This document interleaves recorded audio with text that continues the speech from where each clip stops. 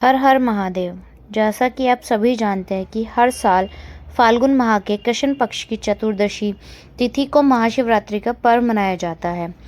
इस दिन शिव भक्त पूरे विधि विधान के साथ माता पार्वती और भोलेनाथ की आराधना करते हैं।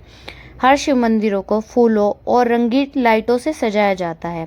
वहीं महाशिवरात्रि के मौके पर कई मंदिरों में महादेव का विशेष श्रृंगार किया जाता है। इस पावन दिन उपवास रखने और भगवान शिव और माता गौरी की आराधना करने से सभी मनोकामनाओं की पूर्ति होती है।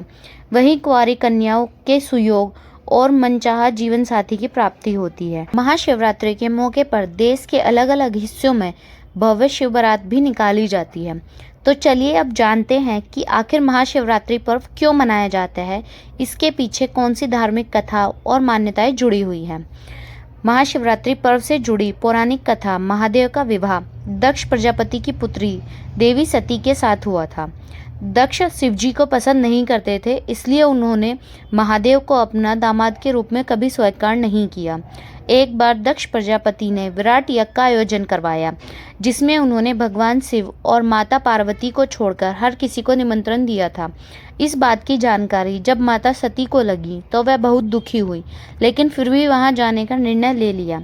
महादेव के समझाने के बाद भी सती जी नहीं रुकी और यज्ञ में शामिल होने के लिए अपने पिता के घर पहुंच गई। सती को देखकर प्रजापति दक्ष अत्यंत क्रोधित हुए और उन्होंने भोलेनाथ का अपमान करना शुरू कर दिया। भगवान शिव के लिए दक्ष द्वारा कहे गए वाक्य और अपमान को माता सती सहन नहीं कर पाई और उन्होंने उसी यज्ञ कुंड में खुद को भस्म कर लिया। इसके बाद कई हजारों साल बाद देवी सती का जन्म